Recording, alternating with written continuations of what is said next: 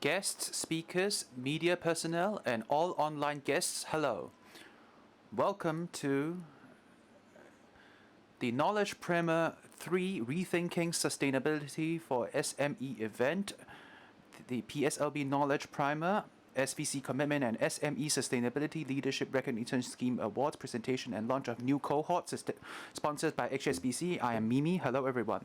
So we rely on a lot of our sponsors at the HKPC, BEC, and the Hong Kong Exchange. So today we have a rich program ahead. Firstly, our center will present the results of our SME Diagnostic Survey studies results to assess the pain points and progress SMEs have made in terms of sustainable development. And we would share with us the results from our SVC Commitment and SME Sustainability Leadership Recognition Scheme, and we have an award presentation ceremony.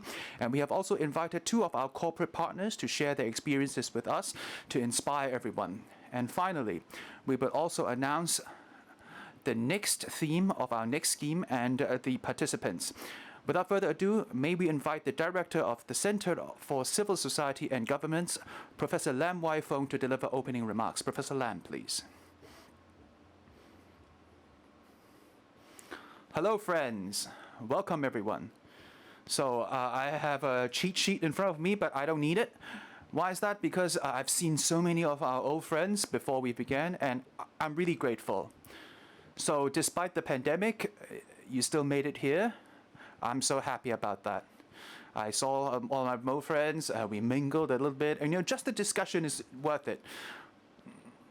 So in the past year or so, we at the Hong Kong CCSG, we were sponsored by the HSBC, and we have some partnership organizations, including the Hong Kong Exchange, including the BEC, and also the HKPC, to help promote our scheme. And as Mimi have said, it's the SME Sustainability Leadership Recognition Scheme. It's a very long name, right? It's a mouthful. So it has been a year now since the launch of the scheme, and if you have participated in our scheme, you know that our scheme comes in two parts. Firstly, we want to build a resource or knowledge platform so that people who are interested in sustainable development, you would have more information and more knowledge to help promote the progress here, because this is so important. Without knowledge, you cannot make the next step. And then second more important part is, of course, how do we make sure that large corporations and SMEs work in tandem? That's very important. That's precisely why I'm so happy to have all of you here. I often say that sustainability in the world of business is not something that we could achieve alone. The large corporations do very well, but without SMEs, you will not succeed. So we at the university, through this scheme, we make a platform. We hope we will be able to help everyone to promote more progress in this area. So Mimi has brought this up already. We have two schemes. Firstly, it would be the Sustainable Value Chain Commitment. That's for large corporations. And the second one would be the SME Sustainability Leadership Recognition Scheme. That's a tongue twister, and I did pretty well.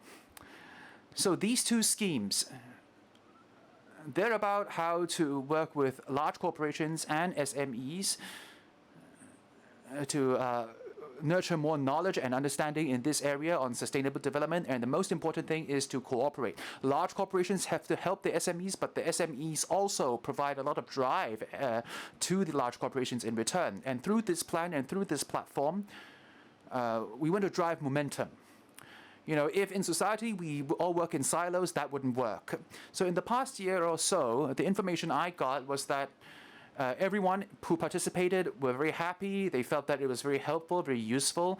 And from our perspective, it's useful for two reasons. Firstly, we help various SMEs or large corporations to help them think for themselves how they could do a bit better. And most importantly, I think, is that now we have a platform. We form links. And that link precisely helps the world of business to promote sustainable development. We think this is brilliant, and I'm so happy about that. So while we're on the subject of SMEs, over the past few years, as you know, that we have been talking about ESG, sustainable development, everybody's talking about that. But the strange thing is that when we talk about this, we often talk about the responsibility of large corporations. Of course, they are very important, but in Hong Kong, SMEs are very important as well. You know that we account for 90-something%, and half of our population are employees at SMEs. But it's a strange thing, right? We keep talking about large corporations, but when it comes to SMEs, everybody thinks it's important, particularly in my plan. Like HSBC has a plan, they have a vision saying that this is important, let's do this together. But we lack understanding of SMEs, right? Like SMEs, they not really want to, and we keep saying these things, but the issue is, can we look at this in a systematic manner? Can we see, in terms of sustainable development, what role may SMEs play and what are their capabilities? So that's precisely why we have conducted research over the past few months. And we have conducted a survey, surveying 1,400 plus SMEs in order to obtain more information from them. So we will be publishing the information later on. But this is a very good foundation, I think. The discussion can wait till later, but finally, a little bit of advertisement. The first scheme of the previous year have successfully completed, and we would have an awards presentation ceremony. But we have phase 2 of our scheme. Phase 2 is even better. Our colleagues are great. They say that perhaps in the phase 2 we would cast our focus on circular economy and resilience. Resilience, like not resilience against the pandemic, though that's important as well. And we would focus more on F&B industry, food and beverage. And my colleagues will talk about that a bit more later on. And we hope that we could do more and more and do better and better. And finally, once again, I'd like to thank you all for coming here today. And I hope that there will be some excellent discussion to come. Thank you. Thank you, Professor Lam. Please stay on stage. And next, we will now conduct the presentation of the Diagnostic Study of SME Sustainability. Maybe we invite our colleague, Darwin Leung, please. Please be seated. And we will hand over the floor to you now. Thank you.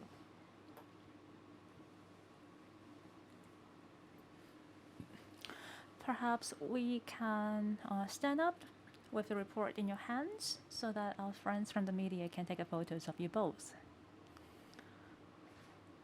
Okay, please look at the photographers at the center. And also one more photographer from the organizer at the back.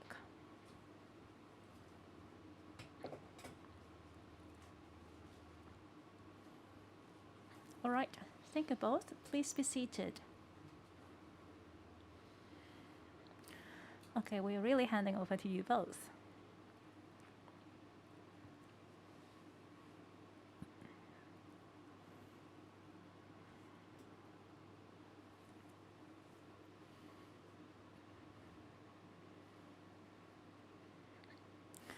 Once again, welcome you all. Welcome to join us at this conference. Before I begin, I would like to once again extend our gratitude to HKBS so that we can embark this diagnostic survey. Speaking of today's event, actually there are several parts.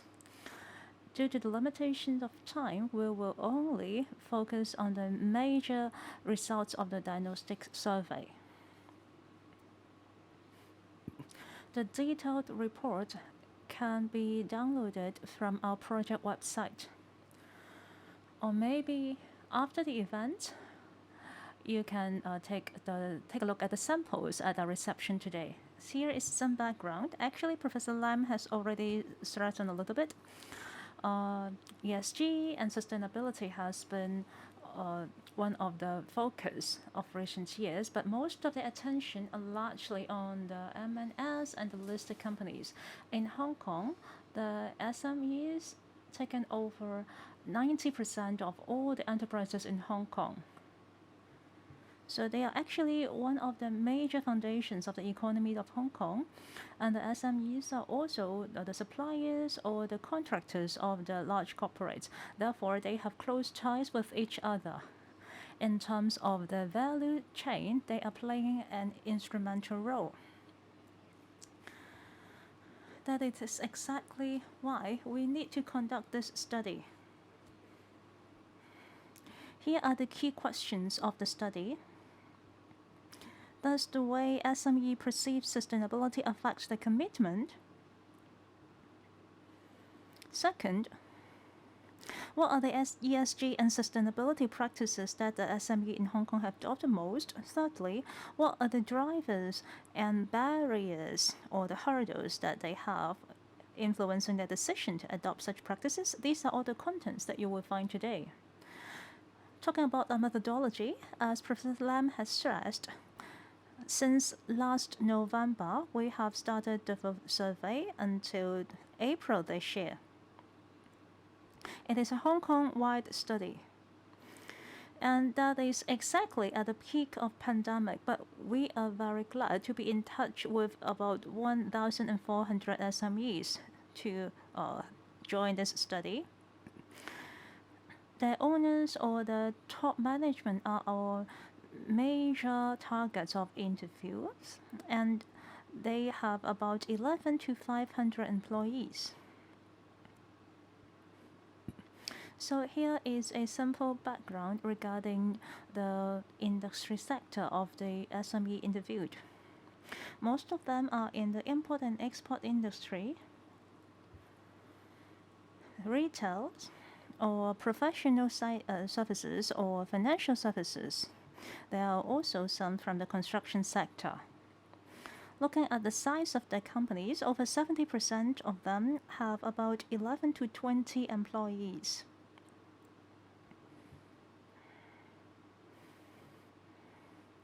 We also asked them about their engagement in business or industry associations or sustainability-oriented programs. We discovered that about 30 of them are being engaged and 70% of them are not. And about 20% of the SMEs are members of a business association or industry association. Or maybe they are part of the government-led sustainability programs.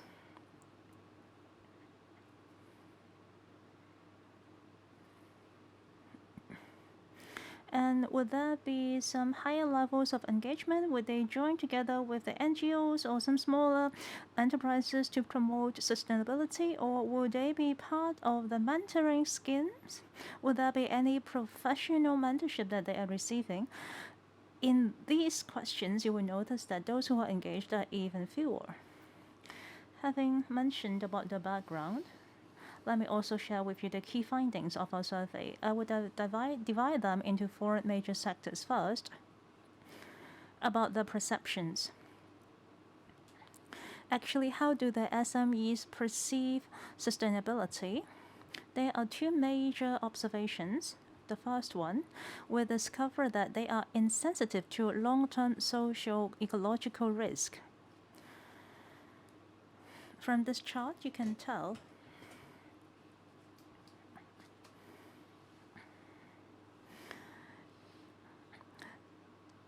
about the instability that concerns economic or financial sectors as well as the global health crisis. These are the agendas that can capture their concerns.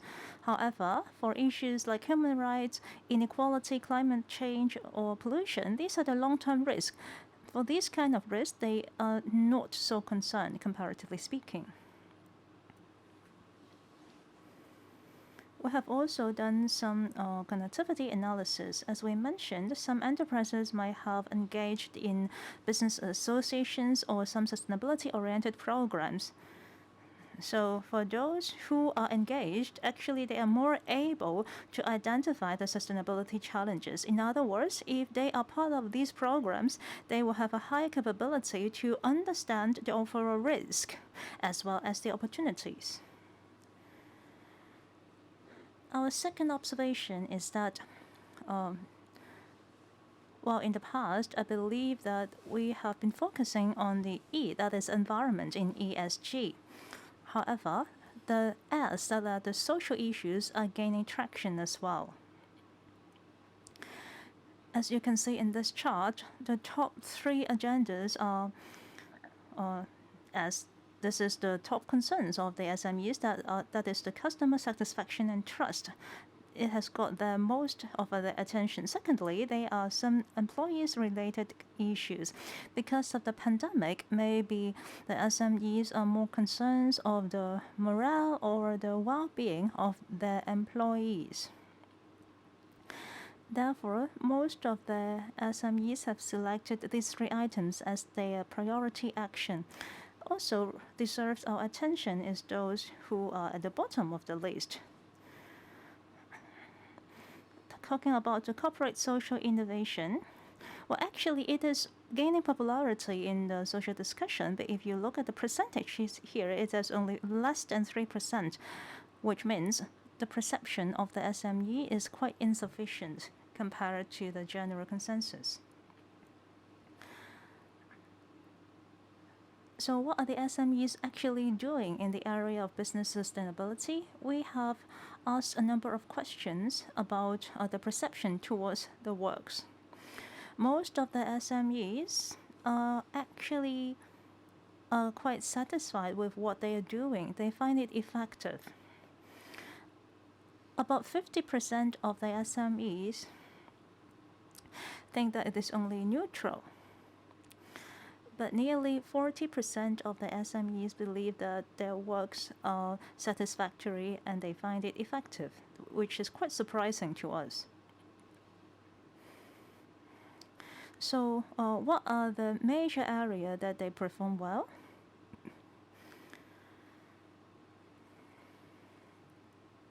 We have categorized all the actions into 5 different dimensions, which cover 24 different practices. Generally speaking, all the ESG actions, among all the 24 actions, they have taken actions in about 7.7 options. That means 1/3 of them. So in terms of resource management, they are performing relatively well.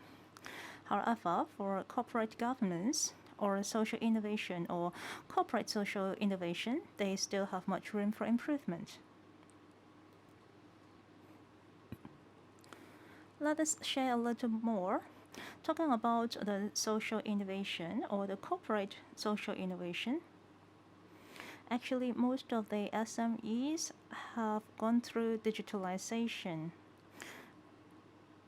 Mostly it will concern their company's operation, but when we ask whether they have innovated some products, services, or new technology in order to deal with the current environmental or social challenges, the percentage is rather low.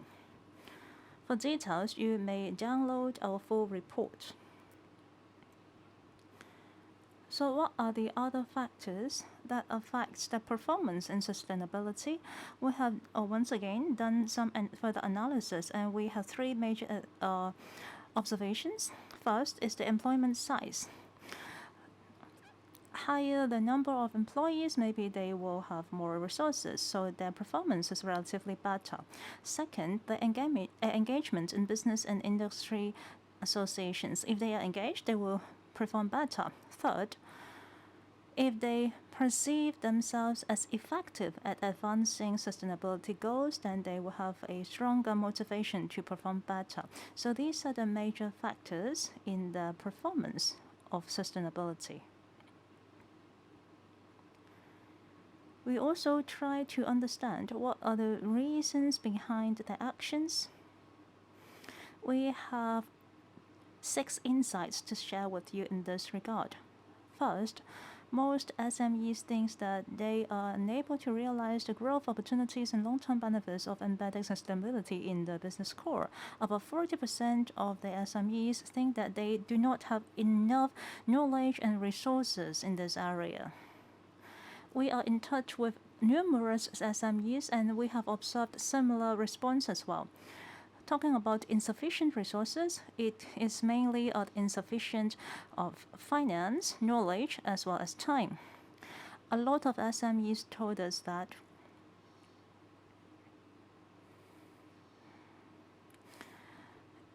if they are to reduce the use of plastic packaging, then they need to look for new materials. If they are to do so, they need funds to invest. So the upfront investment is going to be rather large, and the ROI is their major concern. Most of the SMEs think that they don't know in which areas among E, S, and G shall they start. So it is one of the potential pain points or one of the hurdles that have to stop them. The second insight is that SMEs is lacking in ESG mindset, and they don't see how it's going to offer them long-term benefits. About 1/3 of SMEs disagreed that the company and the management have a responsibility to do so, and they are not agreeing that it's going to boost their competitiveness. Sometimes we think that if you invest more in sustainability development, you're actually going to bring you business opportunities. But for SMEs, they lack long-term planning. For instance, if they start to collect ESG data at this moment, if they manage their ESG better, then in the future, when they have to get loans or if they have to get financing, maybe it is going to give them better leverage. For instance, as we are discussing a lot of loans that is related to the performance in sustainability development, although at this moment it only applies to the large corporates, but as you can see, the global trend is that the whole business sector is going towards this direction. Therefore, in the future, if the SMEs want to expand their business in the area of sustainability development, this is something that they have to concern. The third insight is that it's basically the mindset of the management. In generally speaking, the SMEs lack the ESG mindset that they required. When we look at CSR and ESG, we have been discussing these two for a long time, but we still discover that about 30% of SMEs disagree that the company or the management have a responsibility to give back to the community, and they disagree that they have a strong commitment to protect the environment, even to operate in the most efficient way possible. So insight 4. The absence of standardized sustainability benchmarks to assess practices and performances in corporations. So a lot of SMEs tell us that right now they can't find the right standards to quantify their business impact on the impact of their business on environment. This is something that we often hear. So there is no industry-wide standard, then how could I compare how I do my performance with my industry peers, right? If I don't know whether or not I'm doing well, how could I make that first step? Insight 5. It's about what do they actually need? What kind of support do they need? Apart from finance, I think everybody understands that this is absolutely necessary. But another more important factor is that they really would like recognition. So in terms of data, almost 70% of SMEs feel that, for example, government or banks or financial institutions should take the lead and provide adequate financial support for SMEs. And at the same time, quite a lot of companies feel that they need recognition. They often talk about feasibility. What does that mean? The work that they have done, they would like recognition for that. And apart from recognition, they would like to know whether or not what they do meets industry standards or is it in alignment with international trends. That's very important as well. Finally, with regards to some of the pain points and some of the status quo that we have just described, we have 3 recommendations. Firstly, it's about building knowledge. We feel strongly that through a PSLB scheme or through our role as academics, we must build a knowledge and solutions platform. Apart from providing useful tools for assessing sustainability, planning and some manuals for various industries. In the long run, we need to build a ESG data platform, big data platform. What do I mean by that? You know that for large corporations or SMEs, they are collecting a lot of ESG management data to conduct experiment, but we lack a systematic approach to review and to compare the impact across different industries and different companies. If we have more detailed analysis, we could help them make more progress in the future.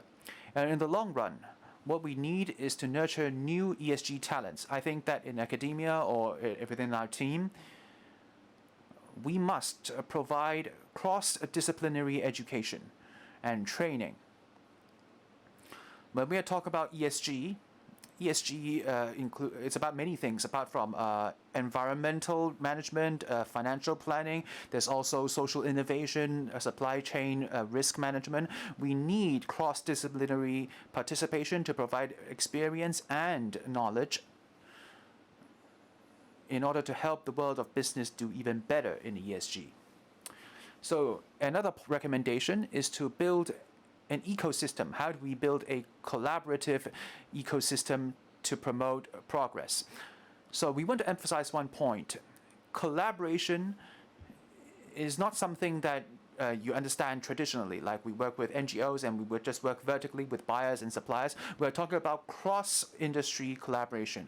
You know, recently, I think people have been paying close attention to, say, in the F&B industry, how could they use less one-off plastic cutlery?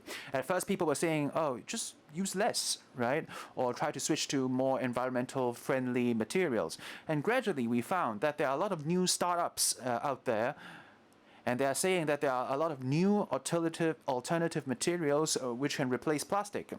And more recently, in large shopping malls, you found that there are some new business models as well. I know we'll no longer use such cutlery. We have containers and cutlery for rent, and that would serve as a replacement. So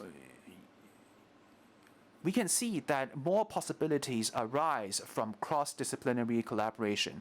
So we hope that we can create a action-based sustainability development platform, linking up SME entrepreneurs, large corporations, business associations, regulars, and various types of social enterprises and all these organizations. We want to connect them together to jointly face these challenges. Finally, it's about index in an index framework. So as I've mentioned, a lot of SMEs say that they do not know if they are doing well or not. They do not know how to measure their efficacy. So we feel as a university, as part of academia, we should have close links with industry. We should engage with them more to learn more about the industry itself so that we have a framework, a consistent framework to measure all activities that the businesses do, the impact and their long-term impact on environment and society. And such a framework, we feel, in the long run, should be merged and integrated into our financial ecosystem. What do I mean by that? As I previously alluded to, these days, a lot of large corporations and developers, they would work with banks and financial institutions, and through they have some sustainability development linked loans to promote their ESG related projects. So could this be expanded to the SME ecosystem? Could we create a sustainability index framework and integrate it into these loan systems? So we think that such a link would provide incentives to the world of business, particularly SMEs, to do more, do better, and do it quickly. So I think that's all from me. If you have any further questions and comments on our report, please download our report through this QR code. We have a English full report, and we also have a survey uploaded on our website for your reference. Thank you. Thank you for Darwin's sharing. So next, we would enter our Q&A session. So we would like to invite audience members on site to raise your hand, and our staff member will give you a mic to pose your question. So For our online audience, you could also use the Q&A function on the right-hand side of your interface to pose your questions. So first question, could you introduce yourself first and the organization you represent before you ask? So I'm Angel, a reporter at the Hong Kong economic newspaper. So I have two questions. First question is about more a macro perspective. As we know that these days, well, people are increasingly concerned that we are hitting a global recession, including the European carbon tax. We have delayed that plan. Or, for example, Joe Biden has delayed his climate plans. So I would like to ask, under that context, under that backdrop, would it mean that ESG transformation would be more difficult than before? And perhaps there is less incentive for corporations to make that transformation. Would there be delays? What do you think about that? And secondly, so for SMEs, when they want to work in sustainability, in terms of bank loans and financing, this would help them. Apart from that, what other incentives or opportunities or business opportunities would the SMEs have to incentivize them into accelerating their ESG transformations? So let me answer your first question first. It's such a difficult question. But fortunately, a couple of days ago, I was reading a magazine. I was reading The Economist. So if you looked at the latest issue of The Economist, it's precisely about ESG. So it discussed this issue from a global perspective. I think it has a bold claim. ESG, let's ignore S and G, just talk about E. Because ESG is so complicated. We don't know what S means, we don't know what G means. We don't even know what E means. E is not environment, stands for emission. It says that ignore everything else, just handle emissions. So that precisely responds to your question. You know, the ESG is a very challenging, very complicated affair. And it says that it's so complicated and you can't even fix emission. Perhaps internationally, the conversation should be focused on emissions. I disagree with that. I disagree with that claim. Why is that? Think about this. What is the key behind sustainability? The key is about a balanced development.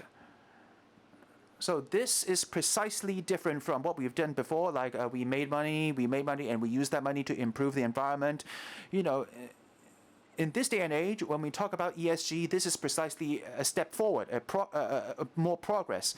Now we have to look at it, the entire issue in a coherent manner. So I think you're quite right, this is difficult. But after I read this survey, I think it's quite interesting. Actually, Darwin has made this point quite clearly. In Hong Kong, at least for SMEs, the SMEs believes that the challenge mainly is about S, social, right? That's where the challenge is. On the contrary, for environment, they are not saying that is unimportant, but they think that S, social, is more important. But if you look at what they do, like the 24 items where we ask them will they do it or not, what they do the most would be resource management. So it's quite interesting. They think that the social issues are most important, but they do most in terms of environment. So what does that mean? I'm speculating here. So I'm guessing is because environment stuff is more concrete, and they're able to do that. For social areas, like they don't know what it is, they don't know how to do it, but they think it's important. So this is actually precisely opposite of what what the Economist says. They think that the S in ESG is important. So if we have to look at ESG, we have to look at it from a coherent and integrated way. That's how we could achieve more progress. So Darwin, what's great about this? So let me respond to your second question, perhaps. So what are the benefits here? As I've shared before, like proof of concept is a very important thing. You must make the SMEs understand that what they do in terms of SMGs or sustainable development, what actual financial benefits could they derive from that, and non-financial benefits could they derive from that, two areas.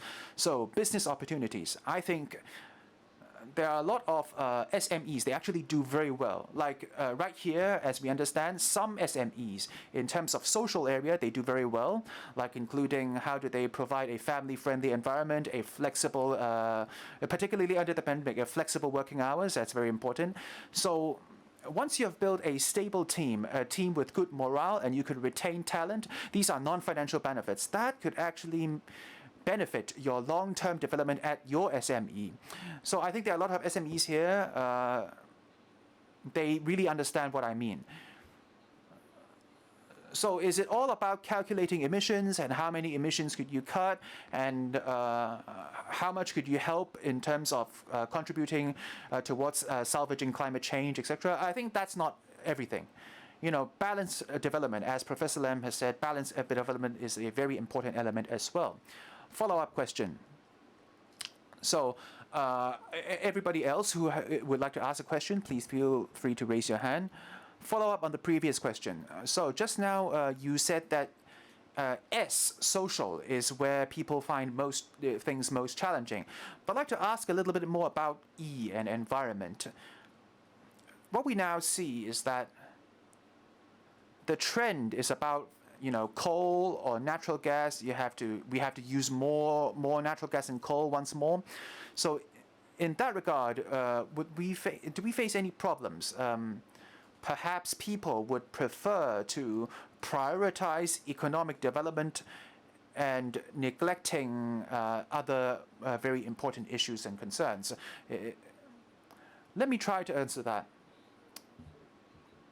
So I think that recently people have heard this a lot, like how do we reach carbon neutrality?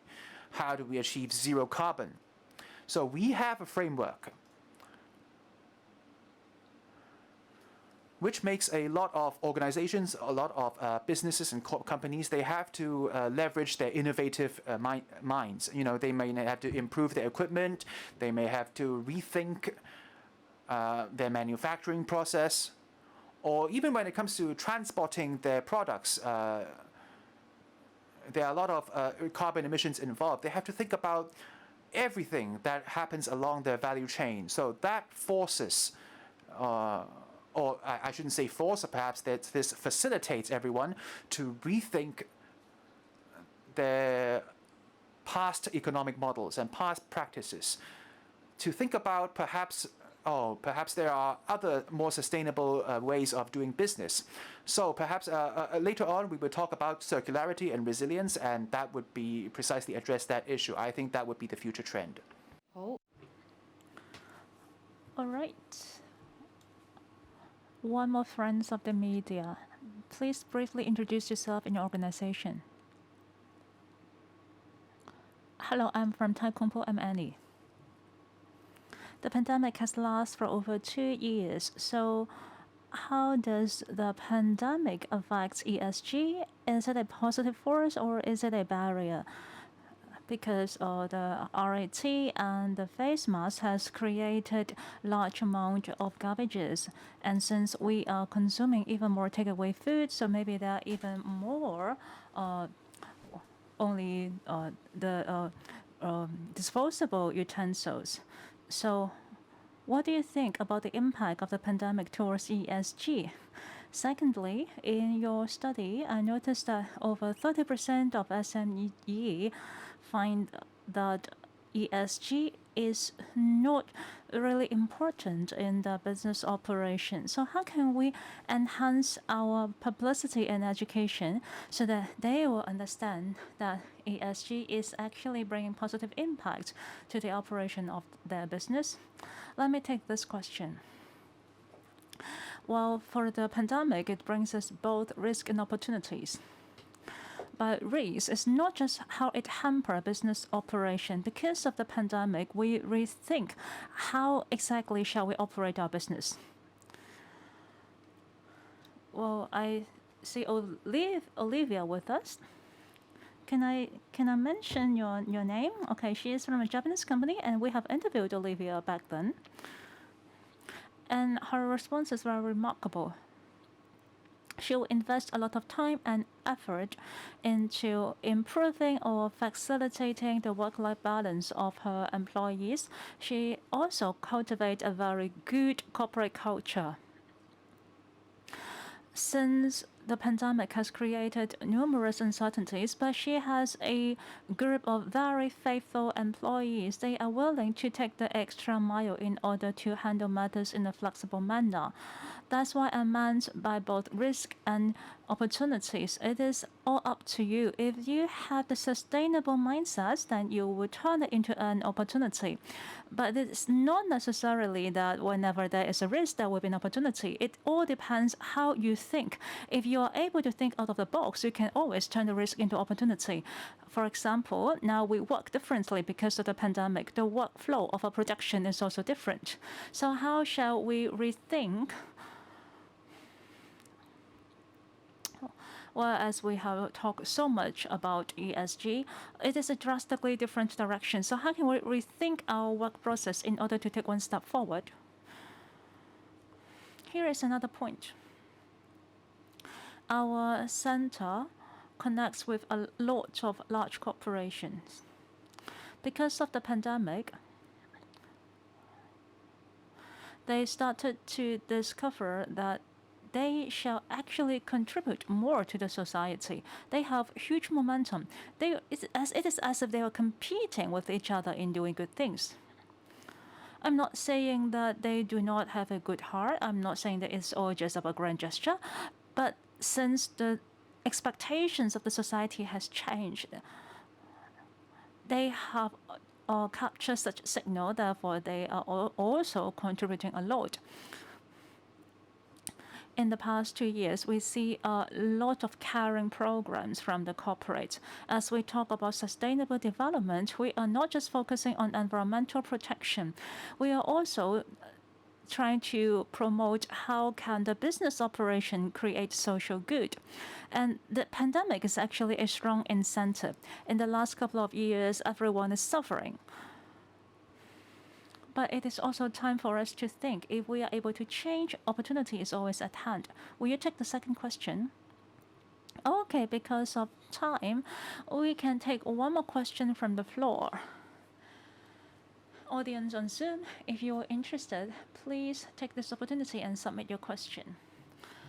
See if there's anyone else in the floor who would like to ask. Okay, if not, then this will be the end of the Q&A section. Can I add a few more words? Maybe there's a point that we have to further clarify. Just now, Darwin has offered us a piece of information that is important. For those who are engaged in the Sustainability Association or programs,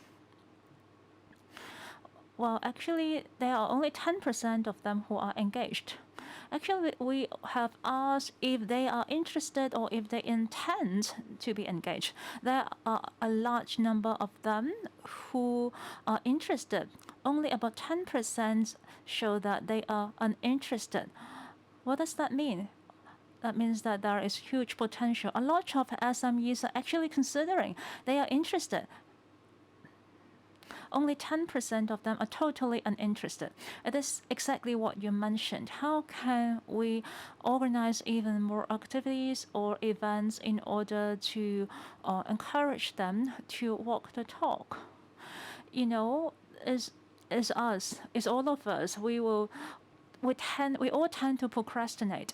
According to our survey, the result is very clear. There are only 10% of them who are truly uninterested. So what we need to do is to motivate everybody into action. Thank you both, and thank you for your participation. So please be seated. Thank you.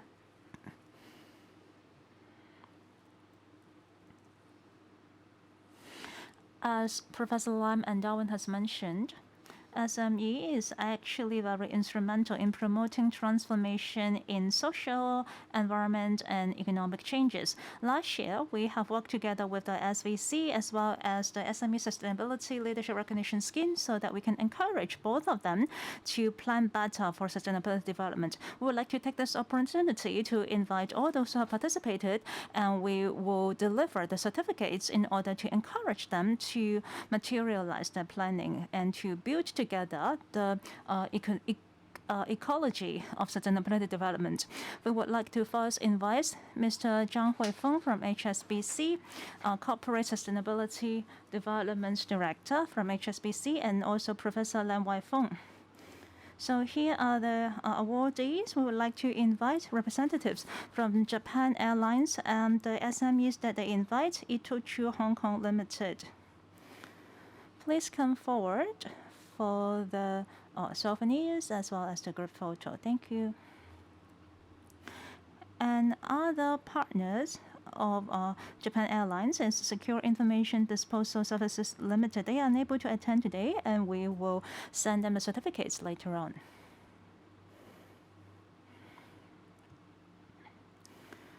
Professor Lam, please deliver the souvenir on our behalf. Okay, let's look at the photographer in the center.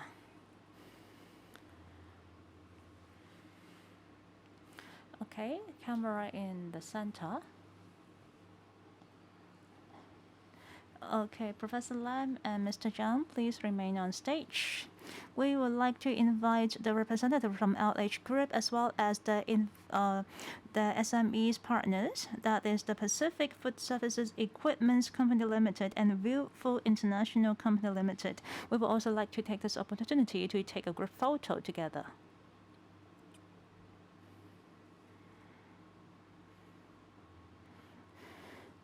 Thank you. Professor Lam, please.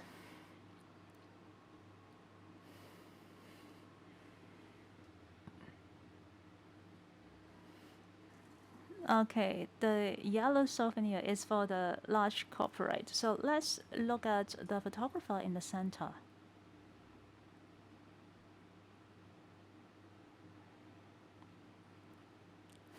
Thank you. Professor Lam and Mr. Zhang, please remain on the stage. And we would like to now invite representative from Nanfeng Development Limited as well as the SMEs they have invited. That is ARTA Architects Limited and Delicious Express Limited.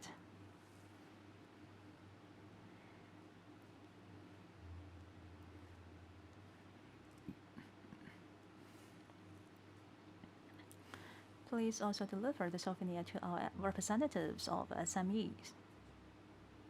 Thank you. Likewise, let's take a group photo before we leave.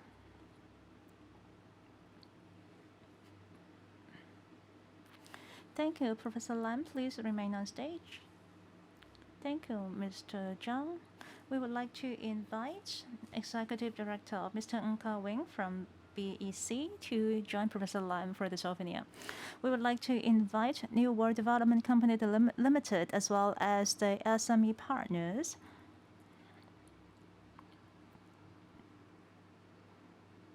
Another SME, Hong Kong Pickup, cannot join us today. We will only have the participants from Master King Limited. Thank you.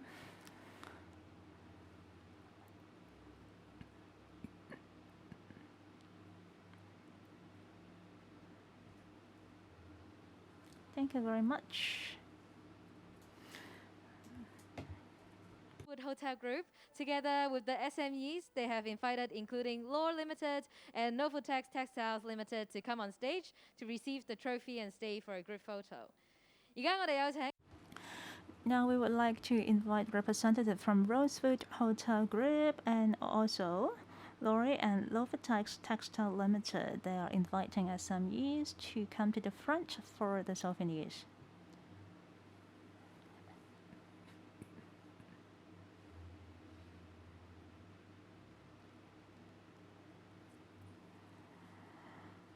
Thank you very much. Coming next, Starbucks Coffee Asia Pacific Limited and inviting SME LK Interior System Hong Kong Limited, Lifetime Brands Global Company Limited, and also Ningpo Chenyi Paper Company Limited. Thank you. Please go to the middle for the presentation.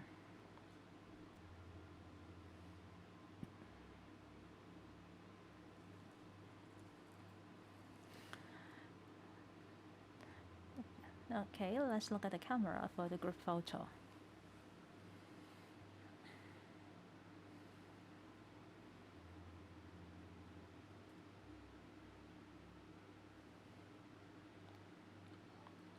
Thank you very much for the awardees, and thank you, Mr. Ng Ka-wing. Please be seated. Up next, we would like to invite representative from HKPC, Director of Carbon and Environmental Excellence Management, Mr. Wang Shiwei. Coming next, the Hong Kong and China Gas Company Limited and the SME partners that they have invited, New Energy Financing and Consulting Limited. Please join us for a group photo. And other nominating SMEs is Intenso, but they are unable to attend today, and we will send the souvenir to them afterwards. Okay, let's look at the camera for a group photo.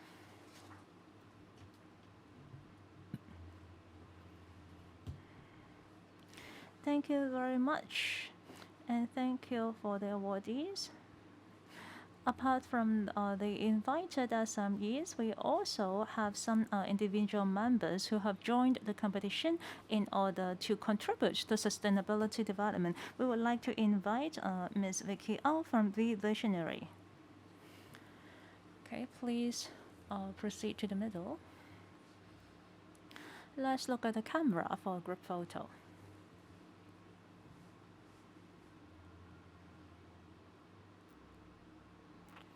Thank you very much for all of you. Once again, thank you, Professor Lam and Mr. Wang Shiwei. Please be seated.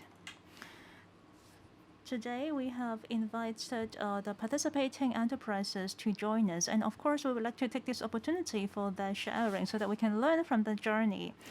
Hopefully, it's going to inspire all of us. We would like to invite Ms. Emily Lee from Nanfeng Group, who is the Innovation and Shared Value Assistant Manager, as well as Cynthia Pang, also from Nanfeng. We also like to invite Vicky Ng, the founder of eVisionary, to join us in this sharing section. Let's put our hands together for our three guest speakers.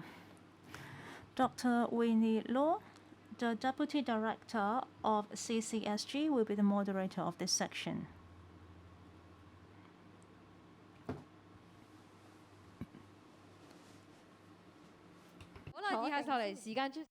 So I hand the floor over to you guys. Thank you, Mimi. Well, thank you for coming up on stage. So today we have an all-female panel, and I think sustainability is very important for women as well. So without further ado, we have about 10 minutes to talk about your experiences participating in our scheme. So firstly, let me start with Emily. Well, Emily belongs to the Nanfeng Group, and you have a wonderful name. It's called Business Innovation and Shared Values. Could you introduce yourself, Emily, and what do you do at your department at the Nanfeng Group? So, thank you, Winnie. I'm delighted to be here to share my insights with everyone. So, our department, it's called the Business Innovation Department.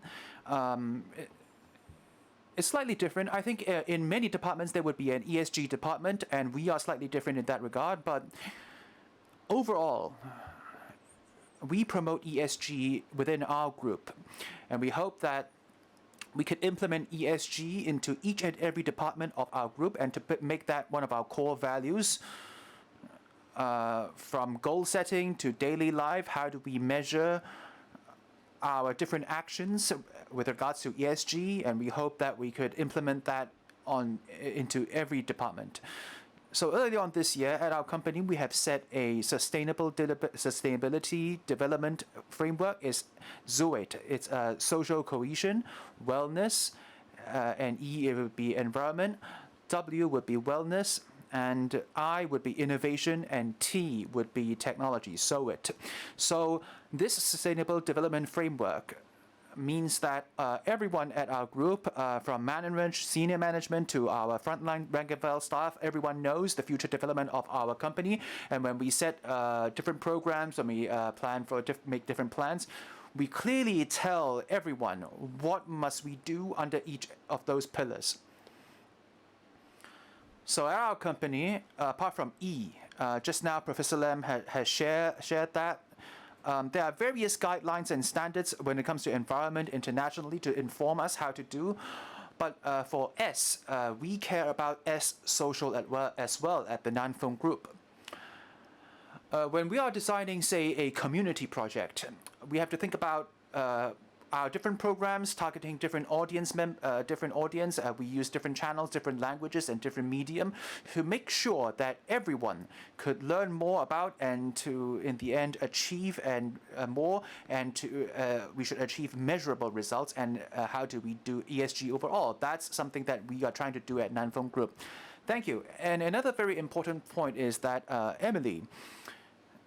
Emily's sharing is quite different from our SME survey, right? For large corporations, they already think of ESG development as the mainstream trend in their future business development. SMEs must catch up, right? The large corporations already understand the importance of this work. So next, I'd like to talk to Vicky. Vicky, you are a fashion designer. You are SME representative. But you are an SME with various various ESG targets. So let me start by introducing myself. I am a designer who worked in fashion design for many, many years. So in 2019, I started my own company. I was an employee for many years. I worked at large corporations and small ones, and I really understand the difficulty large corporations face.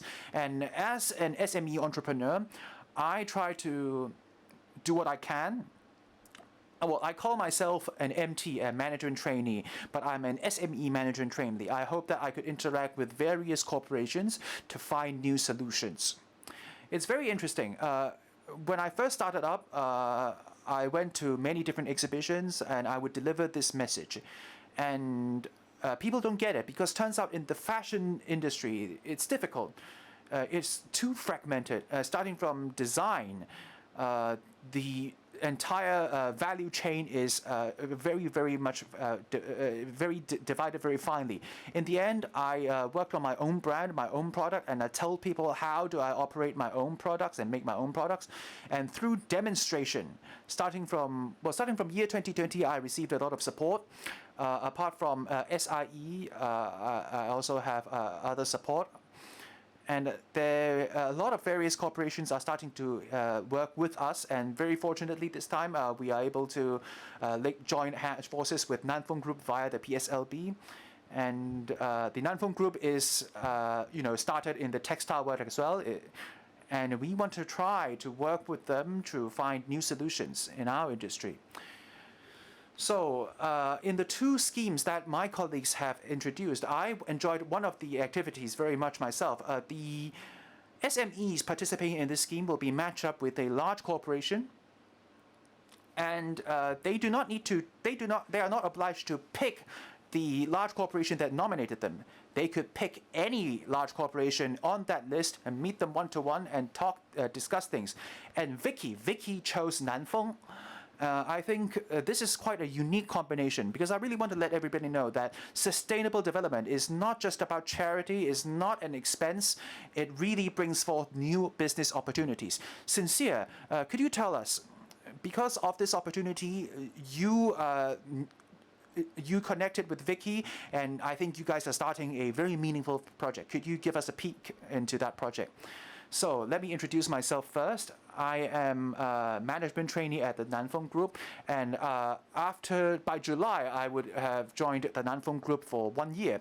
And recently I joined Emily's Business Innovation Department to do some attachment, and that gave me the opportunity to work with Vicky on some projects.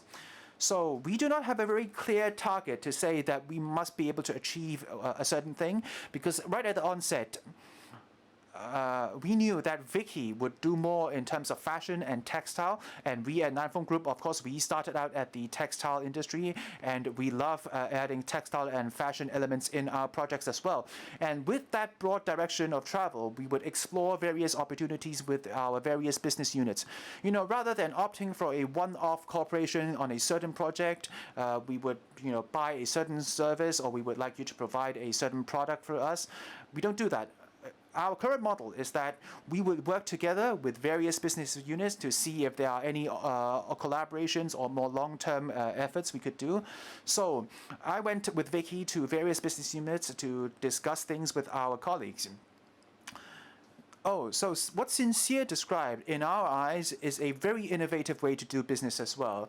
Large corporations and SMEs, usually your collaboration is very simple. You have a tender, I bid for it, and I provide a service. Or let's say you're a supplier, right? Let me buy some of your goods. So today, the collaboration that they are discussing is not just that, right? It's more like matchmaking. Wow. I like you, you like me, and your ideas are aligned with our ideas, but we don't know what we're going to doing. Let us hold hands, go into our large corporation, see what business unit in an Anfeng Group could make use of your expertise and skills. So I'd like to follow up on that unique, innovative business model. What challenges do you face? What difficulty do you think? When you take Vicky to various business units, would your colleague find it strange? Well, they won't find it strange, but I think one difficulty would be that me or Vicky would need more time to explain why are we here, what we're looking for, and we need to also give some time our colleagues at various departments to learn more about what ESG means and how could we incorporate these elements into their daily operations. Myself, as a management trainee, I haven't been to some of these departments.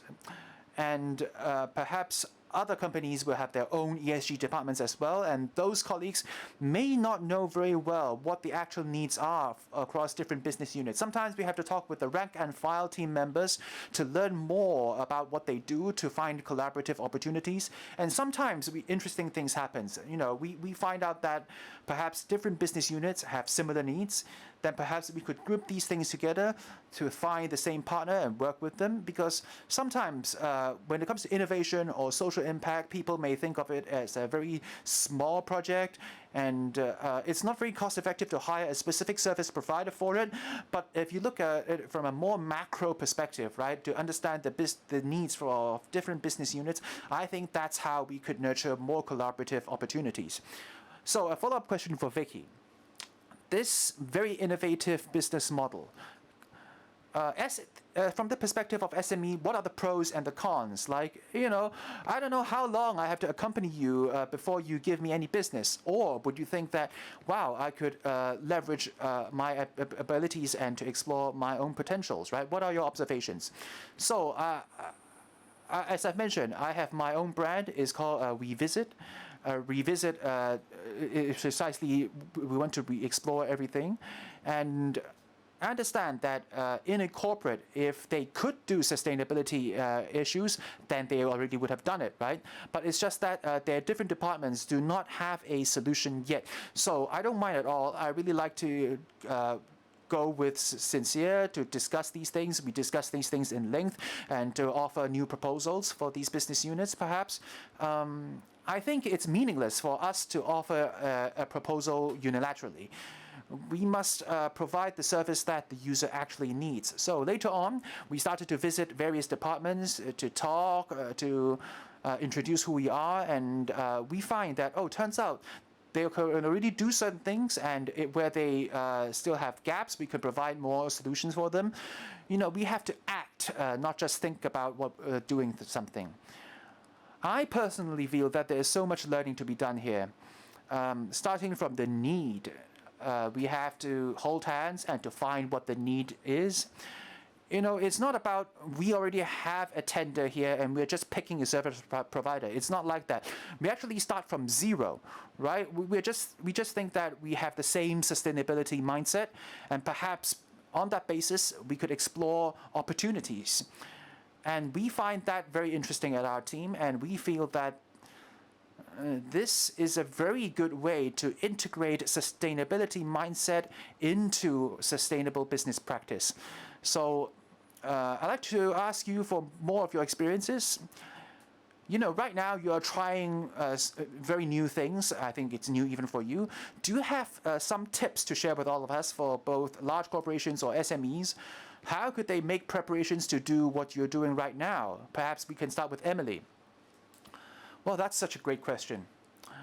I think today, you know, the people here, you might be from a large corporation or an SMEs or even a startup.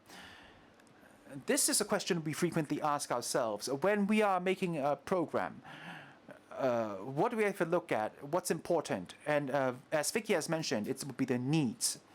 We have to think about why we make such a program, what the need is.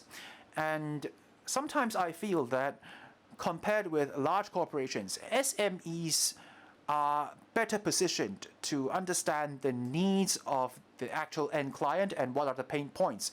So a collaboration between large corporations and SMEs, we could share our resources, share our knowledge, to synergize the resources we have, and that could help us create greater impact. I think the first very important step is to find the need. And what would the developmental path be? So we have the need, and are what we're doing actually serving the needs? Could we help the person in need? And in the end, the last step would be to measure what we have done. I think perhaps particularly for large corporations, this is very important. I have to measure what I've done, right? And that would make it easier for us to explain and visualize things for senior management. You know, this is the overall plan, and in the end, what could we achieve through those plans? I think when it comes to designing a community program, particularly ESG and sustainability program, it's a long-lasting program. It's not a one-off thing. This is very important. We must have that mindset. Sincere. I really would like to echo Emily's comments, but I'd like to add a little bit more. I worked with various departments and I rotate across different departments. So my advice for large corporations is that different teams and different management staff, they must give these team members and management more time and more room to digest and learn about ESG. Because ESG is not just a novel concept for SMEs. For a lot of rank and file staff at large corporations, this is a novel concept as well. They have to learn about what this is, how to incorporate ESG, and how could you do more purposeful engagement. It takes time, and people will feel that perhaps I'm taking more risk if I do this. You know, when I do this, perhaps the cost of our department has increased and the profits will decrease. Is that okay? Could I meet my targets? You know, you have to adjust your mindset a little bit. Perhaps for some projects,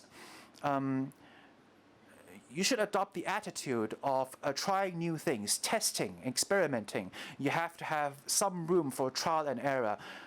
If you have that attitude, you could discuss things with various parties to try certain pilot schemes, right? That would make it easier to make ESG things happen.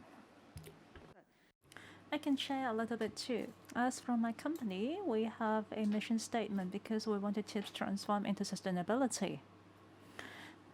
Since being a startup up till now, I always believe that fashion is very limited. Because of such limitation, I always think that I'm unable to achieve my sustainability goal.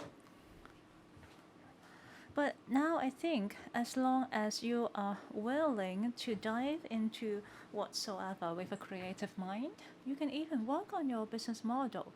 Therefore, at the later stage, we are not just producing garments or textile. We are actually producing them an experience workshop or an experiential collaboration.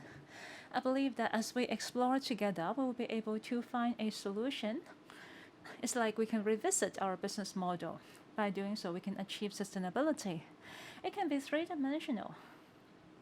Whether you're talking about the team, the corporate, whether, or regardless your scale, even your employees, or the whole operation procedures, actually everything can be reviewed. In this journey, when you are able to find the value, Actually, most corporations are very willing to continue to explore and invest resources. Therefore, as a small corporation, I am willing to take part in some long-term project. But of course, if I focus only on this project, I will be in huge trouble. But whenever available, I am still very willing. I also believe that it will help other small corporations to understand that maybe you won't see the return today, but it's like it's like a farmer. If you are digging into a well, you might not see immediate results, but one day you will always find your returns. Okay, let me give you a sneak peek. Actually, they are really discussing a lot of possibilities. I am fond of one of them.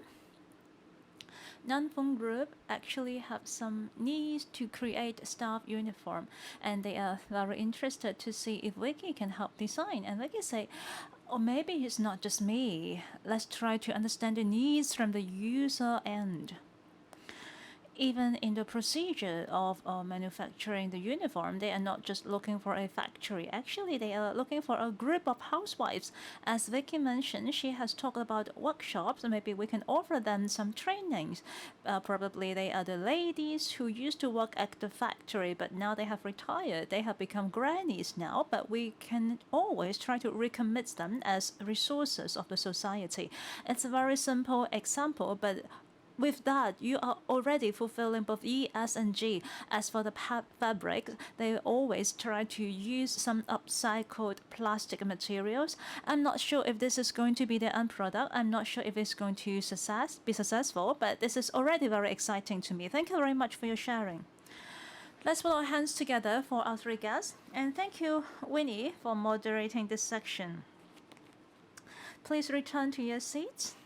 I believe that the dialogues today is expanding your imagination towards the collaborations between enterprises. This is also one of the major focus because we want to build up a platform to gather forces of corporations of different scales so that we can join our thoughts together in order to bring possibilities to sustainability development. Further on, we want to continue to exchange our inspirations and put thoughts into trials. Now I would like to invite Darwin once again to share with us the cohort of 2022 to 2023, as well as some corporations who have already committed. Over to you, Darwin. Okay, it's me again. Just now, I'm very happy to listen to the sharings of the corporations, especially they explore different ways of collaboration in order to materialize some thoughts they are still exploring. As of now, I would like to discuss with you about SVC, that is the Sustainable Value Chains Commitment and the SME Sustainability Leadership Recognition Scheme. So what are our future direction? As I mentioned, collaboration is very much an important framework. The concept of SVC is a cornerstone of this project. For large corporates, of course, they have to continue to take the lead. As for the SMEs, as the upstream and downstream business partners, they also need to enhance their capability in order to be able to fight against the sustainability challenges. So what can we progress further next year? This year, we have given them a new theme. We want to be even more focused. The theme of this year is circularity and resilience. I believe that COVID-19 has inspired all of us to think. We all have our portion of challenges in different sectors. Currently, the conventional linear economy is actually not sustainable. I believe that this is something that we have all discovered. We hope that circular economy is going to bring us new opportunities. As we talk about circularity, maybe you are more familiar with the 3 R's, 4 R's, reduce, recycle, and reuse. But the new concept is actually covering 9 R's. For example, remanufacture and repurpose. What do we mean? For remanufacture, we are actually trying to use some discarded parts or some discarded materials, we want to give them a new meaning and values that is repurposed. So how can we incorporate these elements into our business model? We very much hope that this new theme is going to inspire you all, regardless your scale. Hope that you can continue to explore it together with your business partners and stakeholders. Secondly, as Professor Lam has mentioned, we want to focus on a particular industry, and this year we have selected the catering industry. Why is that so? Perhaps you think the caterers are being hit hard under the pandemic, but our principle is that whenever there is a risk, there is an opportunity. We hope that through the broad value chain of the F&B businesses, we can explore different opportunities. As you can see in the F&B businesses, a lot of stakeholders are involved.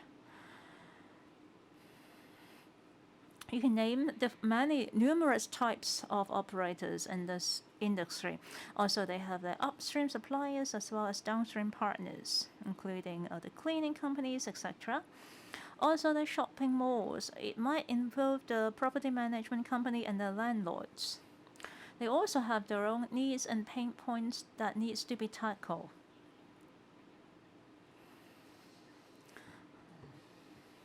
When a restaurant has to move to another location, they have to have renovation and they require new equipment. So within the whole value chain, there are different elements for us to imagine ways of creating new values. So apart from setting this theme as well as our industry focus, we also wish to add something additional, that is some capstone. It's all about putting our ideas into practice. We hope that we can materialize all these new ideas so that whether you are large corporations or the SMEs, after participating, you can release your results and experience at our workshops in order to deepen our learning. So how shall it play out? There are two major components. We will call it as a capstone experience, a group capstone. Taking a shopping mall as an example, the property developer is involved. We hope that they can take the lead in order to identify the theme or the purpose, like circularity and resilience. Would they focus on taking care of the leftover, or how about the wasted plastic?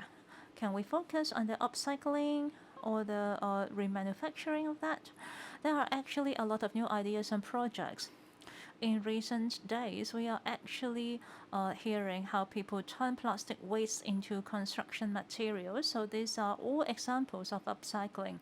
The developers can really take the need. Within their sports, maybe they can work together with the F&B vendors to think of different possibilities.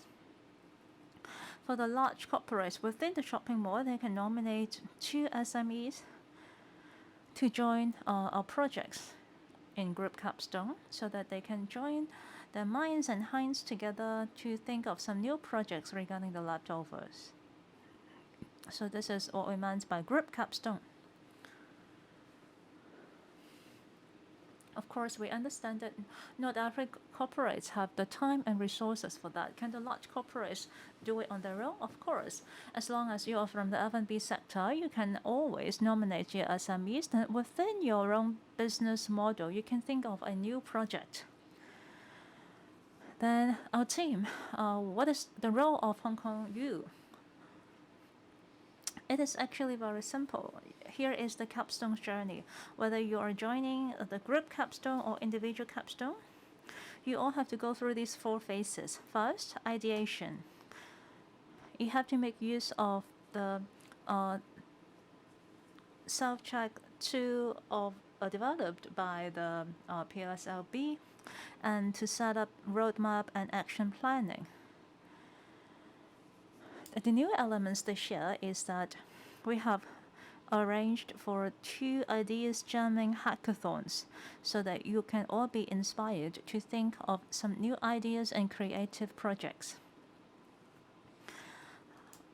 The team from Hong Kong U will also line up different industry experts or professionals to offer you advice so that you can narrow down your topic.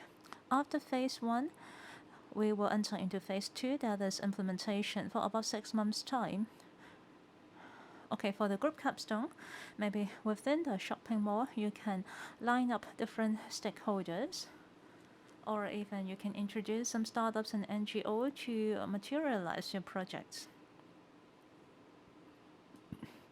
About half a year later, there will be a time for completion. You can join our wrap-up workshop, and at the end, there will always be a procedures of assessment and awards.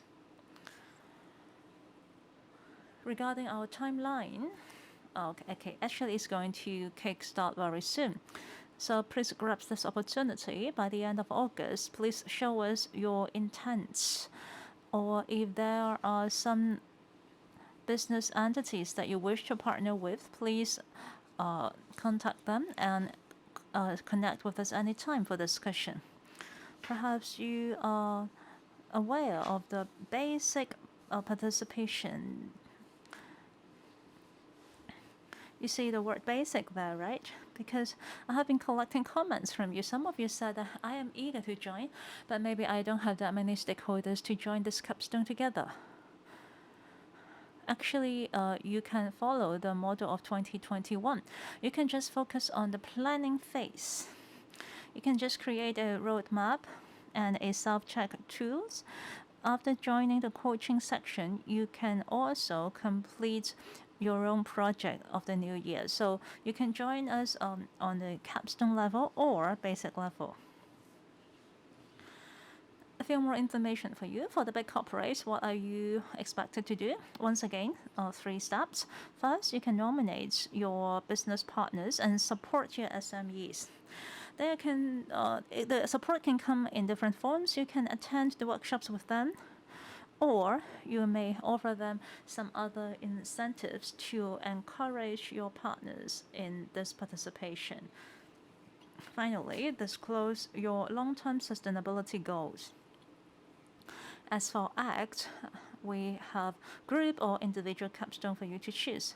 For the SMEs, what is new this year? Apart from A, B, and C, we have added item D. There will be 2 hackathons, and also there will be an implementation as well as a wrap-up workshop. So this is our operation model.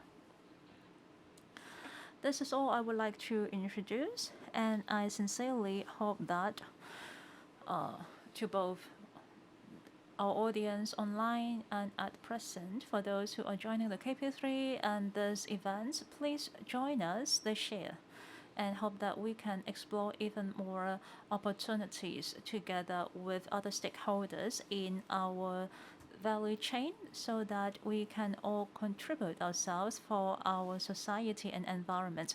That's all I would like to share with you. Any quick question? Anything that you would like to know more?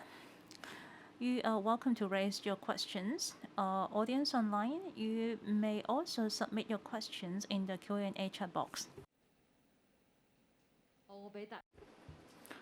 Okay, perhaps I give a little bit of time for everyone to digest what they've just learned. If you're interested in learning a bit more, we welcome you all to talk to individual team members after the conference. So I know that after Darwin shared the brand new theme with all of us, some organizations have already said that they are very interested. They want to join forces to implement a circular economy to build a resilient value chain. So this is a very meaningful moment. I'd like to invite the various representatives from those organizations to come on stage to take a group photo. So first, I'd like to invite Mr. Alan Young, Sustainability Development Assistant Manager of Sinoland, Madam Miranda Wong, Senior Manager of Sustainability at New World Development, Mr. Peter Choi, VP of Supply Chain and Sustainability of Starbucks APAC.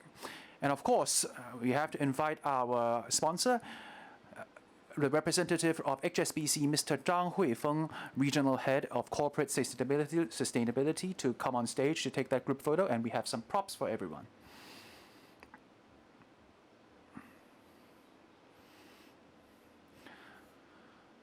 So look at the photographer. Let's take a group photo.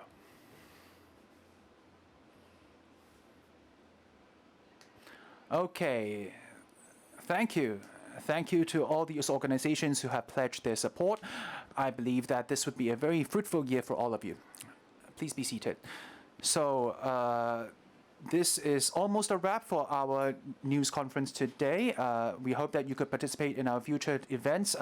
They will be themed around various sustainability issues to bring more inspirations for everyone to face the sustainability challenges we